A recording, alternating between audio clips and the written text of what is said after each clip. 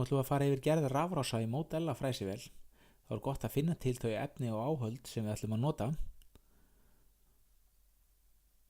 og slökkva á vélinni áður en við skiptum fræsitönn. Við ætlum að setja 1/64 úr tommu fræsitönn í, sem mjög fín og hendar vel til fínfræsingar þegar við erum að gera rafrásir. Þá setjum við tönnina varlega upp í og gætum þess að fræsitönnin detti ekki niður. Við setjum hana tiltölulega hátt upp og skrúum með hexagonal-lyklinum, og þegar að fræsitönnin komin í getum við sett hérna koparplötunni og við festum hana vandlega niður. Við erum búin að setja 2-falt límband aftan á koparplötuna og smellum henni niður og ítum á hana þéttingsfast og til þess að tryggja að hún sé vel fest.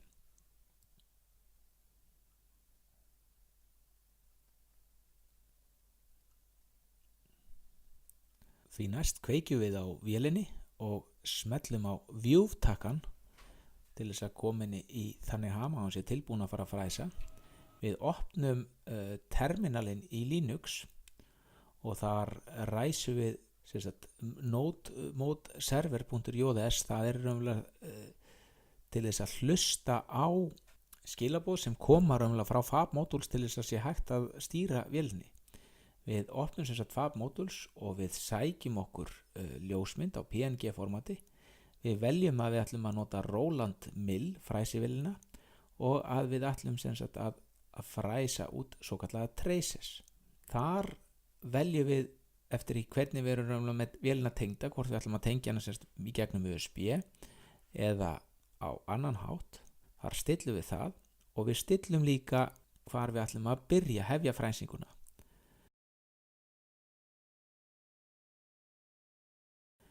Nú þá slökum við niður tönninni varlega niður og við ætlum að núllstilla seta ásinn. Þá hættum að setja neðar heldur en þar til tönnin er komin í cirka 12 mm hæð fyrir ofan plötuna, og þá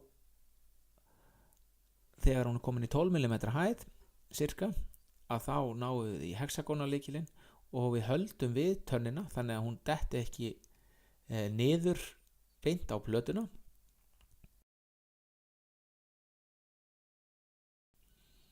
Slökum henni varlega niður, látum hana snerta koparplötuna, höldum við og festum þéttingsfast. Herðum festiskrúuna. Því næst opnum við aftur FabModules og þar stillum við dýptina hversu djúpt við ætlum að fara. Í þessu tilfelli er það 0,2 mm og förum yfir aðra stillingar, smellum á Calculate, þá reiknar hún svo kallaðan toolpath, og ef þetta lítur allt vel út þá getum við bara smellt á Send og þá sendir tölvan skrána yfir í fræsivélina og fræsivélin byrjar að fræsa. Úr kemur svona fallegur svarf eða duft sem við getum svo ryksuga frá. Næst skiptum við fræsitönn eins og við gerðum áður og notum 1/32 tommu. Við opnum FabModules, náum í aðra skrá sem er bara með útlínunum, veljum Roland Mill, Roland Modella og veljum 1/32 tommu, veljum MDX20 vél eins og áður. Við stillum hvernig við ætlum að vera tengd, ef við erum ekki tengd gegnum USB.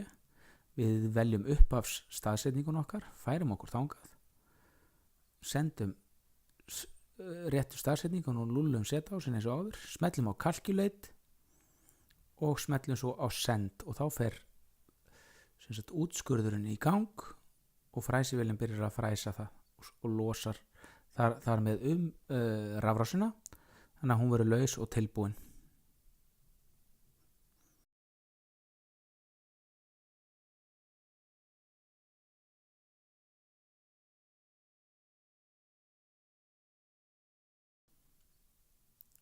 Og næsta sem við gerum þegar við erum búin að fræsa, ryksum við í burtu svarfið og skólum rafrásina með sápuvatni og getum svo að nota hana þegar við erum búin að þurrka hana. Til Til þess að ganga frá vélinni er svo smellt á vjútakkan og slökkt á vélinni.